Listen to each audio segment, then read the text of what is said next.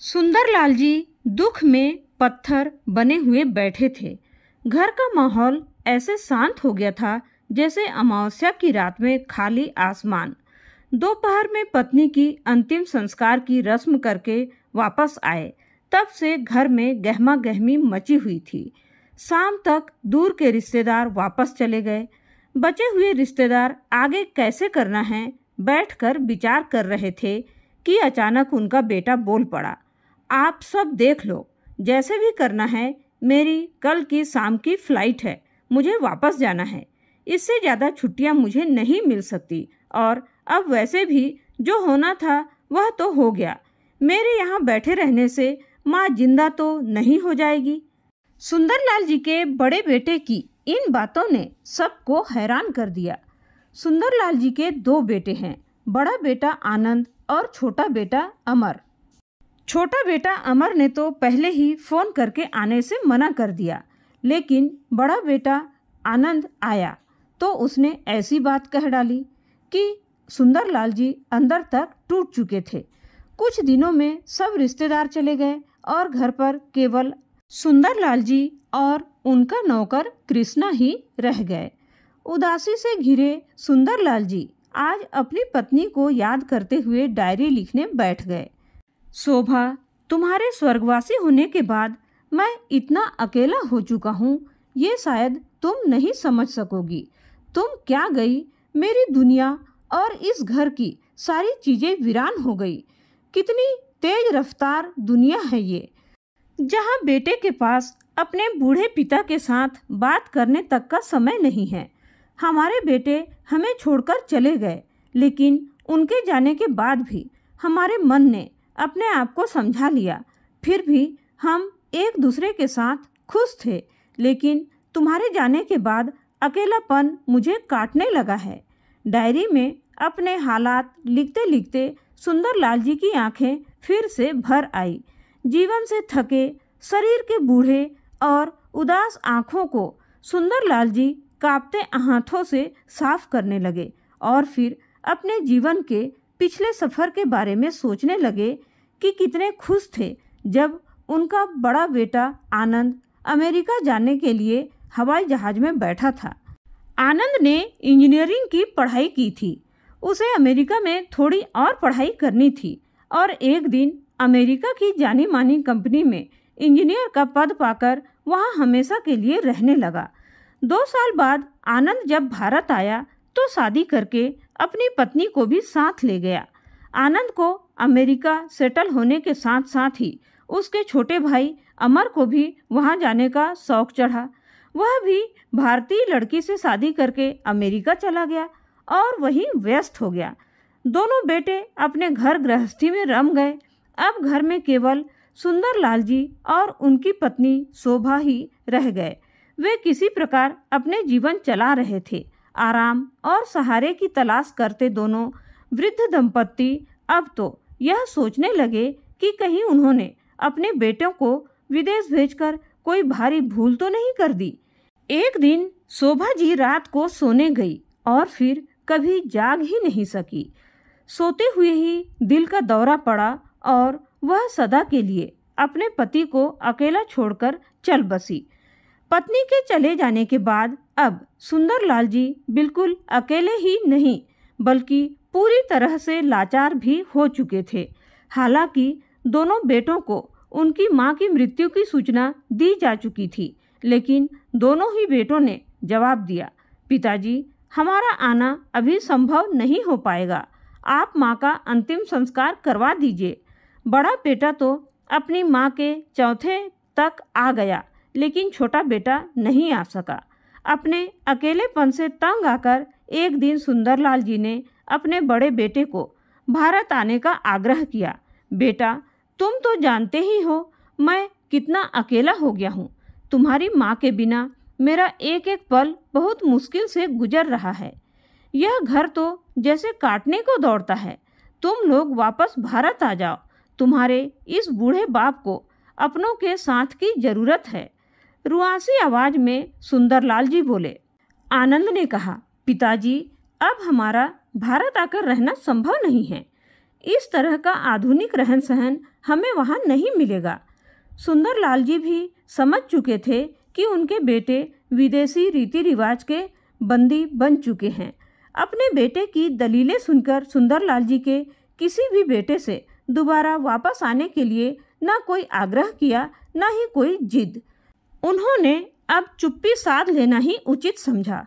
बेटे कभी फ़ोन करते तो हाल चाल पूछने की रस्म निभाकर फ़ोन रख देते।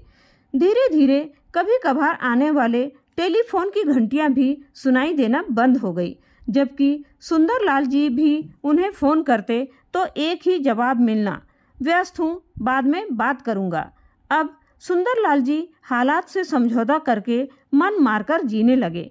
एक दिन जब पड़ोस में रहने वाले वर्मा जी उनके बचपन के दोस्त भी थे, सुंदरलाल जी उनके पास बैठकर बातें करते थे। तभी अचानक उनका छोटा बेटा अमर बगैर अपने आने की सूचना दिए घर आ गया।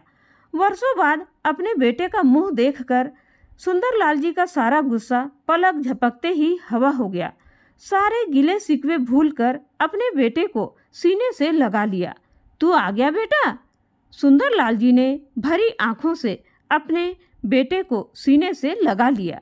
अमर बोला, पिताजी, मैं आपको अपने साथ ले जाने के लिए आया हूँ।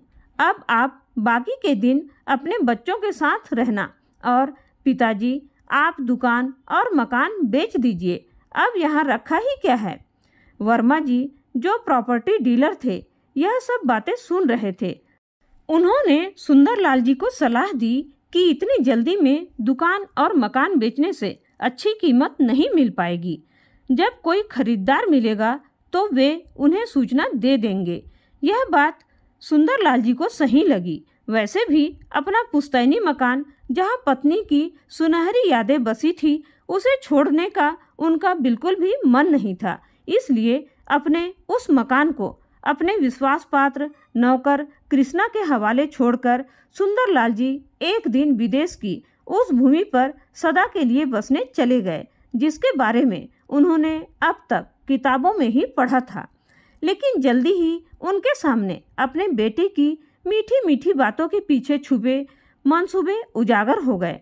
अब सुंदरलाल जी को अमेरिका में रहते 1 वर्ष होने को आया था और इस 1 वर्ष में उन्होंने क्या कुछ काम नहीं किया।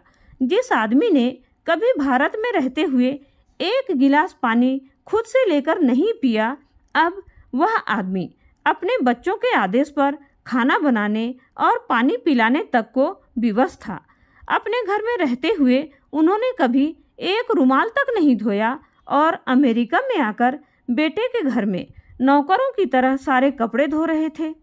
इसके अलावा अमर के दोनों बच्चों की देखभाल, उनका कमरा ठीक करना, उन्हें स्कूल बस तक छोड़ने जाना और वापस ले जाना अब सुंदरलाल जी के लिए आम बात हो चुकी थी। लेकिन ज़रूरत से अधिक काम करने और बढ़ती उम्र के हिसाब से काम शरीर पर अधिक भार पड़ने लगा और सुंदरलाल जी अब बीमार रहने लगे थे। जब साधारण पेन किलर और बुखार की दवाओं ने भी असर दिखाना बंद कर दिया तो उन्हें मजबूर होकर अमर डॉक्टर के पास लेकर गया। डॉक्टर ने कुछ दिन उन्हें अस्पताल में ही रखने की सलाह दी, लेकिन अब अमर और उसकी पत्नी पिताजी की बीमारी पर और खर्च और समय देने को तैयार नहीं थे। सुंदरलाल जी का कोई चिकित्सा बीमा तो था नहीं, इसलिए आर्थिक सहायता के लिए जब अमर ने अमेरिका की सोशल सिक्योरिटी कार्यालय में अर्जी दायर की तो उन्होंने भी यह कहकर मना कर दिया कि यह सुविधा केवल उन्हीं प्रवासियों को उपलब्ध होती है जिन्होंने सोशल सिक्योरिटी नंबर के साथ 3 वर्ष तक कार्य किया हो। यह पता चलने के बाद अमर और उसकी पत्नी सकते में आ गए। अब तो दोनों के मंसूबों पर पानी फिर गया, क्योंकि उन्होंने तो सोचा था कि पिताजी को अपने पास बुलाकर रखने पर उन्हें एक पंथ 2 काज की सुविधा मिलेगी। एक तो उनके दोनों बच्चों को देखने के लिए नौकर का प्रबंध हो जाएगा और दूसरा सरकार द्वारा मिलने वाले रुपये भी हमारे होंगे। अब अमर और उसकी पत्नी स्वयं को घाटे की स्थिति में पा रहे थे। उधर सुंदरलाल जी की बूढ़ी और अनुभवी आंखों ने भी अपने बेटे और बहू के बदले स्वभाव को पहचानने में देर न लगाई। वे समझ गए कि अब उनके बेटे बहू के घर में रहना उन दोनों के लिए बोझ बन चुका था। उन्हें समझने में देर न लगी कि अमर का अचानक से भारत लौटकर आना और उन्हें अपने साथ अमेरिका ले जाना मात्र प्रेम और अपनेपन का एक झूठा दिखावा था।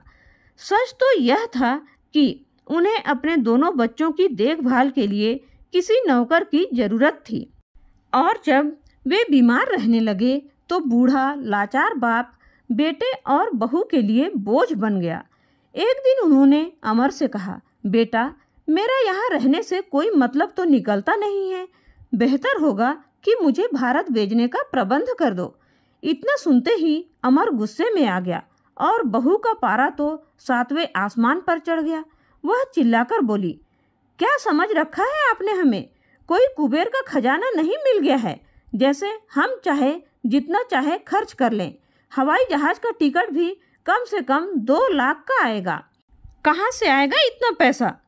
अब क्या हम खुद को ही बेच दें? अपने बेटे के सामने बहू के मुंह से ऐसी बातें सुनकर सुंदरलाल जी स्वयं को जमीन में गड़ने जैसी स्थिति में पा रहे थे। फिर अमर की तरफ देखते हुए बोले, तो मुझे आनंद के घर ही भेज दो, कम से कम तुम पर तो ज़्यादा भार नहीं पड़ेगा। इस पर अमर अपनी पत्नी से भी अधिक झुंझलाते हुए बोला, मैंने बड़े भैया को फ़ोन किया था, लेकिन भैया भाभी दोनों में से कोई भी आपको रखने के लिए तैयार नहीं है। उनका कहना है कि मैं ही आपको लेकर आया हूँ, तो इस मुसीबत को केवल मैं ही जानूँ। आनंद के मुंह से ऐसी अनहोनी बातें सुनकर सुंदरलाल जी अपना माथा पीटने लगे। वे समझ गए थे कि किसी को उनसे कोई सरोकार नहीं है। फिर उस घड़ी को कोसने लगे जब बेटे की बातों में आकर उन्होंने अपना देश छोड़ा था, लेकिन अब कर भी क्या सकते थे। अब उनके पास स्वयं को पूरी तरह हालात के हवाले छोड़ना ही एकमात्र रास्ता था। लेकिन सुंदरलाल जी बहू की आंखों में खटकते रहते थे। आते जाते वह उन्हें तिरछी नज़र से देखती रहती। एक दिन बहू बड़े ही मान मनुहार के साथ बोली, बाबूजी, आज घर पर बैठे बैठे बोर हो गए होंगे, चलिए आज हम बाहर घूम कर आते हैं, तो आपका मन भी बहल जाएगा। ऐसा कहकर वह उन्हें घुमाने के लिए पार्क में लेकर गई। बहू अचानक बोली, बाबूजी, आप यहीं रुकिए, मैं कुछ खाने के लिए लेकर आती हूँ। सुंदरलाल जी ने हाँ में सिर हिलाया।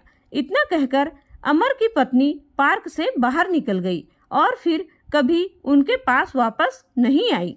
बेचारे सुंदरलाल जी अकेले ही पार्क का एक कोना घूमकर थक गए, और जब उनसे कुछ भी न बन पाया तो थक हार कर पास में पड़ी एक बेंच पर बैठकर अपनी बहू के वापस आने का इंतजार करने लगे। बहू की राह देखते देखते भूखे प्यासे बैठे बैठे उन्हें शाम हो गई। अंग्रेजी तो उनको आती ही नहीं थी। किसी को अपना दुख बताते भी तो कैसे? जेब में केवल $5 पड़े हुए थे। सोचा कि अपने बेटे को फ़ोन करे, लेकिन उनके पास अपने बेटे का फ़ोन नंबर भी नहीं था। कभी भूल कर भी उन्होंने यह बात नहीं सोची थी कि यह नौबत भी एक दिन आएगी। बैठे बैठे जब रात हो गई, पार्क भी बंद होने का समय आ गया। अब तो सुंदरलाल जी को भी आशंका होने लगी थी कि वे यहाँ संयोग से अकेले नहीं छूटे हैं, बल्कि उन्हें जानबूझकर अकेला छोड़ा गया है। उनके अपने ही उनके साथ ऐसा करेंगे, यह सोचकर भी सुंदरलाल जी फफक कर रो पड़े। कुछ आने जाने वाले लोगों ने उनकी इस हालत को देखा और समझा तो जरूर, लेकिन किसी ने भी उनकी सहायता करने की जहमत नहीं उठाई। सुंदरलाल जी उठकर अनजान सड़क पर चल पड़े। चलते चलते उन्हें सामने एक मंदिर दिखाई दिया। अनजान देश में लोगों के बीच खुद को अकेला महसूस करते सुंदरलाल जी ने जैसे ही मंदिर की तरफ देखा तो उन्हें एक अपनेपन का एहसास हुआ। भगवान के सामने बैठकर खूब रोए और भगवान से पूछने लगे कि आखिर उन्होंने ऐसे कौन से बुरे कर्म किए थे जो आज उन्हें यह सब दिन देखने पड़ रहे हैं। प्रश्नवाचक दृष्टि से भगवान को देखते हुए निढाल से वहीं पड़े रहे। जब मंदिर के कपाट बंद करने का समय आया तो पुजारी की नज़र सुंदरलाल जी पर पड़ी, जो एक युवा भारतीय था। वह उनके पास बैठकर पूछने लगा, क्या हुआ अंकल जी, आप रो क्यों रहे हैं? अनजान देश में किसी के मुंह से हमदर्दी भरे शब्द सुनकर सुंदरलाल जी और भी जोर से रोने लगे। पुजारी समझ गया कि यह बुजुर्ग अपने बच्चों से दूर हो गए हैं। उसने सबसे पहले उन्हें पेट भरकर लंगर खिलाया और फिर उनसे उनकी परिस्थिति के बारे में जानकारी हासिल करने लगा। लेकिन सुंदरलाल जी को तो अपने बेटे और बहू के घर का ना तो कोई पता मालूम था और न ही कोई फ़ोन नंबर याद था। इस कारण पुजारी जी ने नियम अनुसार सबसे पहले पुलिस स्टेशन फ़ोन किया और फिर बाद में आवश्यक पुलिस कार्यवाही के बाद पुजारी जी ने सुंदरलाल जी को मंदिर में बने अपने कमरे में रहने की जगह दे दी। जब सुंदरलाल जी कुछ सहज हुए तो पुजारी ने उनसे पूछा कि वे यहाँ कैसे पहुँचे, तो सुंदरलाल जी ने उन्हें सब कुछ हालात बयान किए। इस पर पुजारी ने कहा, अंकल जी बुरा न माने तो एक बात कहूँ, ऐसी घटनाएं तो यहाँ रोज ही होती हैं। बेटे बहू अपने बूढ़े माँ बाप को नौकर बनाकर यहाँ ले आते हैं, लेकिन अपने पास तब तक ही रखते हैं जब तक उनकी सेहत ठीक रहती है और उनके घर का काम कर सकते हैं। लेकिन जैसे ही उन पर बुजुर्गों की बीमारी का खर्चा पड़ने लगता है, वे उन्हें बोझ समझकर इसी तरह बेघर कर देते हैं। पुजारी की बात सुनकर सुंदरलाल जी की आंखें फटी की फटी रह गई। वे उस समय को कोसने लगे जब उन्होंने अपने बेटे के साथ विदेश चलने के लिए सहमति जताई थी। वे पूरी तरह से टूट चुके थे। अगले दिन पुलिस ने पार्क के सीसीटीवी कैमरे से उनकी बहू की पहचान कर ली और उनके बेटे बहू का पता ढूंढ कर निकाला। लेकिन अब सुंदरलाल जी ने उनके पास वापस जाने से साफ इनकार कर दिया। वे भारत वापस जाना चाहते थे, लेकिन टिकट खरीदने के लिए पैसे नहीं थे। पुजारी से मोबाइल लेकर अपने दोस्त वर्मा जी को फ़ोन लगाया, लेकिन उनका फ़ोन बंद पड़ा था। बहुत बार कोशिश करने के बावजूद भी जब वर्मा जी का फ़ोन नहीं लगा तो सुंदरलाल जी ने अपने नौकर कृष्णा को फ़ोन किया। कृष्णा ने जैसे ही फ़ोन उठाया तो सुंदरलाल जी का हालचाल पूछने लगा। आप कैसे हैं बाबूजी? तबीयत तो ठीक है ना? आपकी बहुत याद आती है। नौकर के मुंह से प्यार भरे शब्द सुनकर उनकी आंखें आंसुओं से सराबोर हो गई। उन्होंने उसे अपने हाल कह सुनाया और उसे वर्मा जी से मिलकर टिकट के पैसे का इंतजाम करने के लिए गुजारिश की। कृष्णा सुंदरलाल जी की यह हाल जानकर स्तब्ध रह गया। सोचने लगा कि माँ जी के होते हुए बाबूजी पर दुख की आंच तक न आती थी और आज इस हालत में बेगानी धरती पर जीने को मजबूर हैं। वह याद करने लगा, बाबूजी ने मेरी बहुत मदद की है। जब मेरी माँ बीमार थी तो उन्होंने उनके इलाज का सारा खर्च उठाया था और जब मैंने पैसे वापस देने चाहे तो उन्होंने एक पैसा भी नहीं लिया था। आज उसके एहसान चुकाने का समय आ गया है। यही सोचकर कृष्णा ने उनकी मदद करने की ठान ली और जैसे तैसे करके 5 दिनों के भीतर ही उनके बताए गए अकाउंट में पैसे पहुंचा दिए और सप्ताह भर में सुंदरलाल जी वापस घर पहुंच गए। घर पहुंचकर कृष्णा से मिलकर बहुत रोए और उन्हें बताया कि किस तरह विदेशी धरती पर पल पल काटना भी उनके लिए दूभर हो गया था। अगले दिन वर्मा जी को शुक्रिया अदा करने के लिए जब उनके घर पहुंचे तो पता चला कि वर्मा जी तो 1 महीना पहले ही इस दुनिया को छोड़कर चल बसे हैं।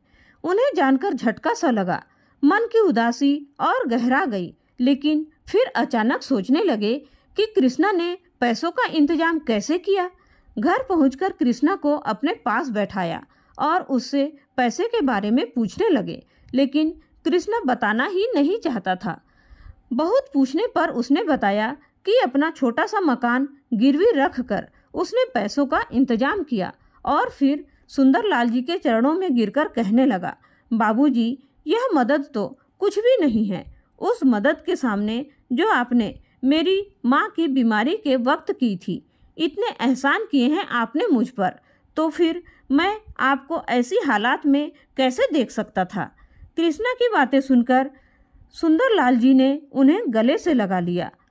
अपने अतीत में झांककर सुंदरलाल जी जीवन से थकी धुंधली आंखों में फिर से आंसू भर आए तो उन्होंने अपनी पत्नी की तस्वीर को सीने से लगा लिया और आज फिर अपने बेटों के बारे में सोच सोचकर वे अपने मानसिक स्थिति से उबर नहीं पा रहे थे। उनका शरीर दिन ब दिन कमज़ोर होता जा रहा था। फिर ऐसा समय भी आ गया जब सुंदरलाल जी ने बिस्तर पकड़ लिया।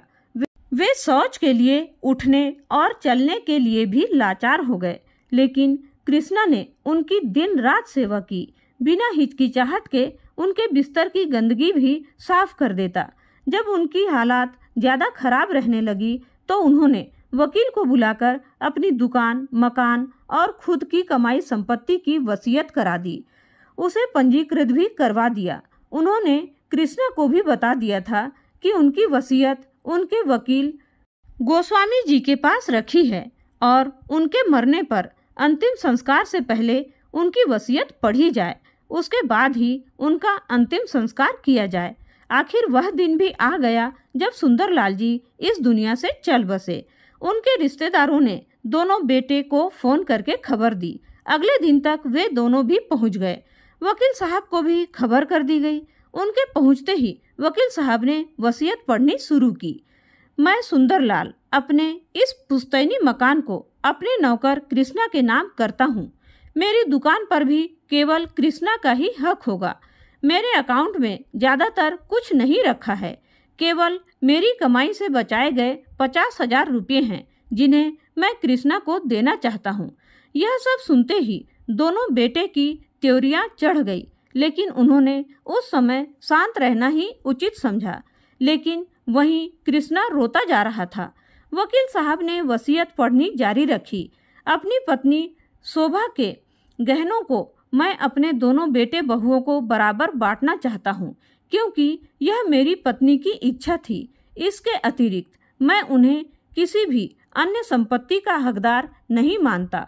मेरे मृत शरीर को मुखाग्नि देने का हक भी केवल कृष्णा को ही होगा।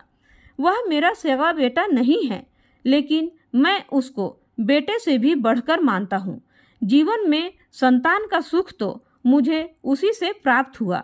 इसकी रगों में मेरा खून नहीं है, परंतु फिर भी मेरी सेवा ऐसे करता था जैसे एक माँ अपने अबोध बच्चे को पालती है, बिल्कुल निस्वार्थ भाव से।